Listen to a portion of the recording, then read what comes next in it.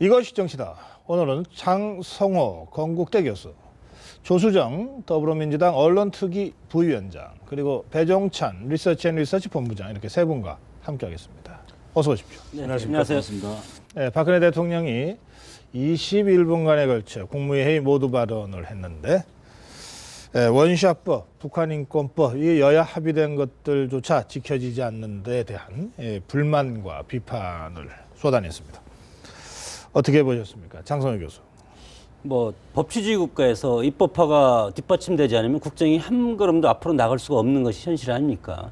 지금 19대 국회에 와서 입법률이 33% 정도밖에 안 된다는 것은 역대 50%에서 최악의 지금 입법화를 보이고 있고, 그것도 정작 필요하고, 예를 들어서 대통령이 국민이 뽑아준 대통령이 아닙니까? 네. 대통령이 앞으로 나가기 위해서는 이것이 어떤 법에 의해서, 입법에 의해서 이것을 서포트해야지 어떤 입법 법치국가, 법치 실현이 되는데, 그것이 안 되고 심지어는 여야가 합의한 것조차도 김종인 위원장이 들어서면서 그것이 다시 번복되고, 이런 것에 대해서 대통령으로서는 더 이상 국회에 기댈 것이 없다. 물론 그동안 이제 수차례 얘기했지만 그런 심정의 어떤 발로라고 봅니다. 입법률이라고 말씀하셨는데 이게 어떤 겁니까?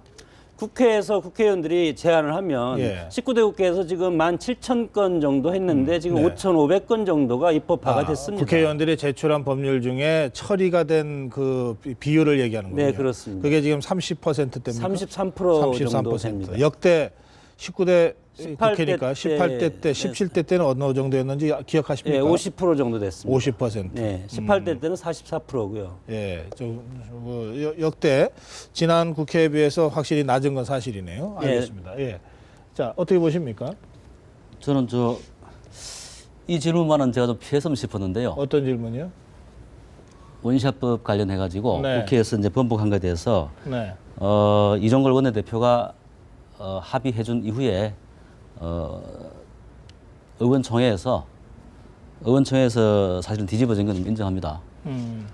이게 원샷법 내용을 보면은 이제 경제 활성화라는 얘기를 뭐 강조를 하고 있지만은 실제 거기에 대해서 깊이 있게 토론이 안 된 것 같습니다. 그래서 많은 의원들이 반대를 하셔가지고 이렇게 지금 된 것에 대해서는 저도 사실은 조금 유감입니다. 지금 보도에 따르면 뭐 의총에서 많은 의원들의 반대가 있었는지는 잘 모르겠는데 김종인 비대위원장이 이 합의를 파기하는데 앞장섰다고 알려져 있는데 실제로는 어땠습니까? 그렇지는 않고요. 않습니까? 않은 것 같고요. 제가 본 바로는 확인해 본 바로는 이제 많은 의원들의 의견을 다수 모아서 의원들의 의견이 결정한 것 같습니다. 알겠습니다. 예. 자, 그런데 지금 박근혜 대통령이 수개월째 국회를 향해서 좀 제발 입법 좀 해달라 이렇게 호소도 하고 압박도 하고 그러고 있지 않습니까? 그런가 하면은 이 서명운동에도 직접 또 참여도 했지요. 그 상황에 대해서는 어떻게 평가하십니까? 지금 선거구 획정 관련법은 정치법이죠, 그죠? 네. 나머지 경제법인데 이 정치법을 볼모로 해가지고 경제법을 가지고 압박을 하고 계시는 거예요. 네. 정치는 정치, 경제는 경제. 따로 갔으면 좋겠다는 생각이고요. 지금 또 이 경제법이 과연 대통령께서 주장하신 대로 정말 경제를 살릴 수 있는 법인지 의견이 다양하지 않습니까? 예. 특히 야당이나 노동계에서는 이 법이 대통령 의중대로 시행될 경우 대량 해고가 현실화될 것이다. 그런 의견이 많지 않습니까? 네. 그럼 거기다 경제법만 놓고 정치법은 정치법대로 해결하고 경제법은 경제법대로 놓고 좀 더 심도 있는 토론을 해서 의견을 모았으면 좋겠습니다. 글쎄, 뭐 정치법, 경제법 저는 틀리다는 말은 저는 이제 수긍할 수가 없고요. 정치법, 경제법 똑같이 물려 돌아가는 거라고 저는 봅니다. 그렇게 봤을 때 어떤 경제법 처리하고 또 이건 처리하지 않고 그런 것이 아니고 우선순위가 뭐냐, 급한 것이 뭐냐. 정치가 엄청나게 중요하고 선거법 중요하죠. 그러나 더 중요한 것은 저는 글로벌 경제 위기가 지금 꾸준히 지속되고 있고 우리 경제가 상당히 어렵고 지금 대학을 졸업하면 취업이 안 되지 않습니까? 그럼 정부에서 자신 있게 취업을 해결해 주는 도움이 되겠다고 했으면 야당에서는 이걸 밀어주고 어떤 것은 또 반대하고 이렇게 해야 되는데 원천적으로 반대하는 것은 선진화법 때문이라고 봅니다. 그래서 선진화법을 개정을 해야 된다는 것은 저는 이제 알겠습니다. 네. 국민 여론은 어떻습니까? 배정찬 본부장. 이 때가 때인 만큼 대통령의 발언이 조금 설득력이 이 설날 다가오면서 실리고 있는 그런 분위기인데요. 아, 그래요? 이 쟁점 법안이 지난해 초반만 하더라도 대통령이 야당과 좀 더 소통할 필요가 있다. 법안의 내용도 좀 더 가다듬을 필요가 있는데 충분한 시간 동안 또 여야가 협의할 시간도 있었거든요. 네. 그리고 설날이 다가오면서 설날 민심에 상당히 또 두려워하는 이 정치권이 합의를 하지 않았습니까? 합의를 했음에도 불구하고 결과적으로 통과시키지 못했고 또 대통령이 또 현장에 나서서 민생의 이야기를 들으면서 거리 소통까지 하면서 아직까지는 압도적이지는 않지만 그럼에도 불구하고 때가 때인 만큼 대통령의 목소리에 조금은 더 무게가 실리는 그런 여론으로 보여집니다. 알겠습니다. 이 정의화 의장이 4일 내일 모레입니다. 국회를 열겠다. 그리고 여야가 합의했고 법사위를 통과한 쟁점 법안들에 대해서는 뭐 직권상정 처리하겠다. 그리고 선거법 개정안은 12일 날 직권상정하겠다 이렇게 밝혔습니다. 정의화 의장의 그 입장에 대해서는 어떤 생각을 하십니까? 평가를 하신다면? 뭐 국회의장 입장에서는 과거에는 선진화법에 대해서 반대 입장을 했지만 국회의장은 여야의 국회의장입니다. 국민의 국회의장도 되겠지만 당연히 국회의장 입장에서는 대화, 토론, 타협 그리고 서로 협조 이런 것 정신을 지금까지 기다려 왔는데 네. 더 이상 기다릴 수가 없지 않습니까? 네. 뭐 선진화법이 없을 때도 2월 말까지 끌다가 마지막에 처리를 했는데 그것은 저는 현역 의원들의 기득권 유지 차원이라고 봤습니다. 그러나 지금은 기득권 유지 차원이 아니고 자신들의 진영 논리 구축하는데 선거법이라든가 알겠습니다. 예. 이런 법을 지금 그러니까 정의화 잡고 있다. 의장도 참을 만큼 참았고 이제는 결단을 내려야 될 때다 이렇게 생각하시는 것 같네요. 저는 마지막으로 할 수 있는 해결할 사람은 정의화 국회의장밖에 없다고 봅니다. 네, 조수정 부위원장 어떻게 보십니까? 뭐 저도 뭐 큰 차이는 없는데요. 네. 정의화 의장께서 아마 4일쯤에 국민 여망대로 아마 하실 것 같습니다. 아, 그래요. 사실 그 야당에서는 뭐 그럼에도 불구하고 의장의 직권상정은 좀 피해달라. 여야 합의로 처리하는 것이 맞다. 이런 입장을 지금까지 견지하고 있지 않습니까? 그러나 의장이 직권상정을 한다고 했을 때 뭐 이걸 몸으로 막거나 뭐 이럴 일은 없는 것 같습니다. 지금 부위원장 말씀 들어보면. 예, 그럼 아마 그럴 겁니다. 예. 알겠습니다. 이제 정의화 의장의 최근의 행보가 청와대와의 갈등도 있었고 또 새누리당과의 갈등도 있었고 또 그런가 하면은 입법부 수장으로서 여야가 풀지 못하는 것을 풀기 위한 중재 노력 같은 것들을 또 그다음 쭉 해오지 않았습니까? 그러다가 지난주에는 불출마 선언까지 했는데 정의화 의장의 행보에 대한 국민적 평가는 어떻게 나옵니까? 글쎄 아직까지 평가가 완전히 끝나지 않고 정의화 국회의장에 대해서만 묻는 그런 여론조사가 실시는 되지 않았습니다만 이 답답한 19대 국회에 대한 평가를 보면 상당히 낮은 편입니다. 그 평가에 있어서 국회의장도 비켜갈 수는 없는 것일 텐데요. 아하. 그렇다면 보다 조정자 능력을 발휘해서 또 직권상정과 관련해서는 적어도 경제법안과 관련해서는 직권상정이 필요하다는 그런 여론도 상당히 비중 있게 나타났거든요. 네. 바로 그런 부분에 좀 더 결단력 있는 그런 태도를 취해줄 것을 원하는 목소리도 있는 것으로 나타나고 있습니다. 그런 여론을 어떤 형태로든 좀 수렴하면서 내일 모레 또 12일 날 이렇게 일정이 결정된 것 같습니다. 알겠습니다. 자, 이게 오늘이 이 박근혜 대통령 64번째 생일입니다. 전국이 꼬이다 보니까 급기야 대통령 생일을 축하하는 축하난까지 이게 전국에 이게 연계돼서 오늘 해프닝이 좀 있었습니다. 근데 해프닝이라고 그냥 넘어가기에는 좀 여러 가지 씁쓸한 뒷맛이 남습니다. 어떻게 보십니까? 저는 처음에 소식을 듣고요. 예. 길을 의심했습니다. 야, 이게 김종인 개인의 난이 아니거든요. 국민이 보낸 난이단 말입니다. 네. 이걸 어찌 보면 정무수석이 한 참모가 자기 판단으로 이걸 거부한다는 것은 청와대 시스템을 아는 사람이라면 있을 수 없는 일이거든요. 그래서 저는 이걸 보면서 두 가지 문제가 있다고 생각을 했습니다. 첫 번째는 현기환 정무수석이 좀 너무 월권한 거 아니냐. 좀 오버한 거 아니냐. 오버했다. 예. 이런 생각이 들었고요. 두 번째는 이게 청와대의 모두 시스템이 좀 부재한 거 아니냐. 당에서 야당에서 국민의 뜻을 보내면은 정무수석이 이걸 받아서 비서실장한테 전달하고 비서실장이 대통령에게 전달하는 시스템이 있거든요. 네. 아마 이런 시스템이 없는 것 같아요. 아, 그래요? 그 저는 굉장히 심각하게 충격적으로 이거 받아들였습니다. 해프닝이라고 넘기기에는 만약에 그 시스템 자체가 작동을 안 해서 이런 해프닝이 발생했다면 이 참 일과성 해프닝이라고 넘어가긴 참 어려운 얘기가 돼버리는데 어떻게 보세요? 뭐 청와대 분위기는 그대로 분위기를 그대로 이제 노출시켰다고 봅니다. 이것이 대통령 입장에서 보면 예. 김종인 위원장이 누굽니까? 과거에 국민행복위원장에서 대통령 만들 때 최측근이었는데 본인을 떠나서 우리 정권을 떠나고 당을 떠나서 상대당에 가서 당 대표 노릇을 하고 인간적인 네. 배신이 들 겁니다. 첫째는. 그리고 두 번째는 최근에 거기에다가 여야가 합의안에 대해서 파기를 한 거. 네. 두 가지가 겹쳐가지고 청와대의 어떤 분위기는 김종인 위원장에 대해서 상당히 거북한 그런 감정이 들었을 것이다. 네. 그런 것은 이제 기자에 이제 그렇다 기본적으로 아무리 그렇다 깔고, 하더라도. 알아서 충성하는 거 있지 않습니까? 예를 들어서 당파적 감정이라든가 인간적 감정은 구분을 해야 되는데 아니, 그것을 이제 참모 측에서 어떻게 보면 좀 이제 실수했다고 봅니다. 예, 뭐 참, 네. 그래요.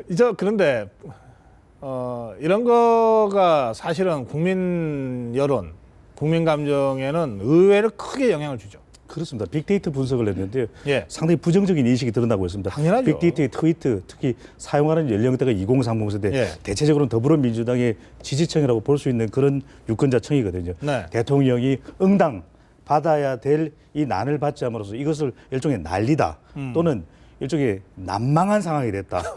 심지어는 이 김종인의 난이다 이런 표현까지도 빅데이터에 나오게. 그다음 말 그대로 난리가 난 그런 상황인데 이것이 어떻게 보면은 순수하게 생각하면은 이 일종의 당 대표, 야당 대표가 보낸 것에 대해서 응당받아 자연스럽게 받아야 되는 것인데 네. 많은 정치적 해석이 또 빅데이터의 이면에 숨어 들어가 있는 내용들은 또 나타나고 있거든요.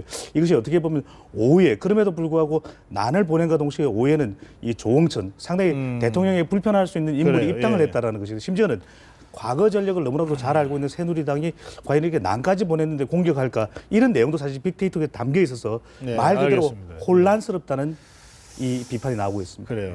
네, 김정인 비대위원장 또 이상돈 비대위원, 뭐 이런 사람들도 뭐 이 여기저기로 움직이니까 뭐 청와대 비서관 지낸 사람이 뭐 더불어민주당에 가는 게 무슨 사건이 될 수 있냐 뭐 이런 시각도 있을 수 있습니다.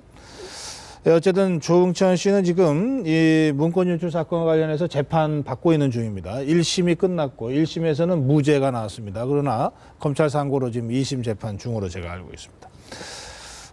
아까 저희들 그 기자 리포트에서 실용적 파격이냐 갈짓자 행보냐 이렇게 크게 좀 질문을 던져봤는데 어떻게 생각하세요? 글쎄 뭐 기소된 자를 몇 개월 전부터 영입 노력했다는 것은 저는 참 정치 후진국이라고 봅니다. 문재인 대표가 몇 개월 전부터 영입하기 위해서 노력했다. 이렇게 노력을 했다고 하는 그 자체가 그래요. 예. 국민들의 어떤 그 정치 불신을 가중시킬 가능성도 있고 네. 이념과 정책에 따라서 정당이 움직여야 되는데 사람에 따라서 움직이는 거 아닙니까? 이 당 갔다가 저 당 갔다가 소위 말해서 책사라고 하는 분들 방금 네. 리포트에서 나왔지만 박근혜 대통령 만드는데 앞장섰다가 다시 다른 당으로 가서 지금 대표도 하고 있고 과연 국민들은 이런 정치를 아사리판이라고 하지 않겠습니까? 그거 조금 다른 말로 순화해 주시면 안 될까요? 네, 아사리판이 아니고 좀 좀 혼란스럽다. 예, 정치가 혼란스럽다고. 혼란스럽고 예. 질서가 없다고 봅니다. 알겠습니다. 예. 어떻게 보십니까? 새누리당 당 대변인께서 이제 하신 그 말씀을 보니까 예. 아주 극도로 과민한 반응을 보이시더라고요. 예. 물론 뭐 그 속내야 저희들 다 알죠. 다 알고 그분이 오신 것에 대해서는 저희는 그 선택은 저희 존중하고요. 아마 새누리당에서 이렇게 제가 볼 때 필요 이상으로 과도하게 반응하는 것 같아요. 그러면 이분이 혹시 총선에서 아니면 다음 대선에서 정윤회 건이나 십상시 건이나 이거 가지고 꺼내지 않을까 아마 좀 떨고 있는 것 같아요. 아하. 그래서 보니까 이분이 이제 1심이지만은 1심에서 무죄 받았지만은 2심, 3심 거쳐 무죄되면은 아마 새누리당이 무서워할 분들이 많은 것 같습니다. 그렇게 그래서 보시면. 이렇게 예민하게 반응하는 것 같습니다. 예. 그런데 이게 이제 선거라는 게 참 그래요. 이 민심이 이 조응천 씨의 더불어민주당 입당에 대해서 역풍이 불 수도 있고 순풍이 불 수도 있지 않습니까? 어떻게 예측하십니까? 이 국민들은 너무 혼란스러운데 이 김종인 선대위원장을 통해서 어느 정도 안정적인 체제를 갖추고 하는데 가장 큰 이유는 경제 이슈를 선점했다는 것이거든요. 조응천 현 정부의 청와대 비서관이었습니다. 그렇기 때문에 국민들은 생각하기에 판단컨대 이것 또한 쟁점화 될 수밖에 없겠구나라는 생각을 할 수밖에 없거든요. 그렇다면 더불어민주당의 인재 영입의 의도라든지 그런 전략이 아무래도 정치적 이슈를 선거전에서 선점하겠다 이렇게 이 국민들은 또 유권자들은 이해할 수밖에 없는데 상당히 이 인재 영입과 관련해서 우리 국민들이 부정적인 인식이 커질 수밖에 없는 것이 도덕성이라든지 그것도 어떻게 보면 인재가 이동하는 데 있어서 명분이 있어야 되는데 그렇지 못하다는 것이 대체적인 지금 유권자들의 생각이고 판단이거든요. 마침 더불어민주당과 국민의당은 인재를 영입하고 있고 마침 새누리당이나 정부는 인재를 파견하고 있는 것 같은 느낌을 준다는 것은 상당히 어떻게 보면 유권자들이 혼란스럽고 부정적인 인식만큼은 아싸리가 아니고 아우성이 커질 것으로 그렇게 보여집니다. 알겠습니다. 그래요. 이제 조응천 씨 영입이나 또는 뭐 김종인 씨의 영입이나 이런 걸 보면 더불어민주당의 선거 전략이 박근혜 대 반박근혜 뭐 이런 구도를 염두에 두고 있는 거 아닌가라고 하는 해석도 낮게 하고 또 뭐 원래 야당이 정권 중반에 치러지는 총선에서는 늘 정권 심판론 또 대통령 심판론을 또 들고 나왔던 또 경험도 있어서 혹시 이제 그런 생각들을 전략적으로 하고 계시는지 궁금합니다.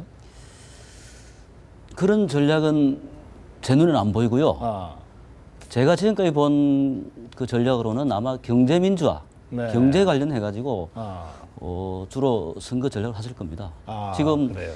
김종인 위원장께서 우리 당에 오신 이유도 이 불평등화되는 사회, 특히 경제민주화 실현을 하기 위해서 이 야당을 강하게 만들어서 네. 여당에서 하지 못한 경제민주화를 실현시키기 위해서 오셨기 때문에 네. 아마 이번 총선에서 반박근혜 전선이 아니고 전략이 아니고 네. 네. 경제민주화를 위한 전략으로 갈 거다. 저는 그렇게 보고 있습니다. 예. 말씀하세요. 경제민주화, 김종인 선대위원장이 얘기한 경제민주화는 이미 여야가 저는 공유했다고 봅니다. 그리고 과거에 김종인 위원장에 대해서 어떤 경제민주화는 보편적 복지보다는 선택적 복지적인 차원이 상당히 비중이 큰 그런 경제 정책이 이제 경제 민주화였는데 지금은 총선 국면이라는 겁니다. 총선이 선거구가 253개든지 246개든지 어떻게 될지 아직 결정이 안 됐지만 각 지역의 경제적인 그리고 지역 개발 정책을 중심으로 하여튼 200개 이상의 지역에서 각계격파하기 때문에 네. 경제 민주화라는 큰 틀의 어떤 아젠다가 성공하기는 상당히 어렵다고 봅니다. 그래요. 그러니까 총선의 특성이 있어서 대선과는 좀 다른 총선의 특성이 있어서 지금 경제민주화를 중심으로 선거구도를 짤 것이다라고 말씀하신 데에 대해서 과연 그게 현실적으로 가능하냐라고 지금 반론을 피신 겁니다. 알겠습니다. 이 시간이 다 돼서 제가 마지막 질문을 배종찬 위원 본부장께 오늘 국민의당의 창당대회가 있었습니다. 일종의 컨벤션 이펙트가 기대될 수 있습니다. 국민의당 입장에서는. 또 정체됐던 또는 약간 하락세에 있었던 지지율을 반등시키는 모멘텀이 되기를 기대하겠죠. 희망하겠죠. 어떻게 전망하십니까?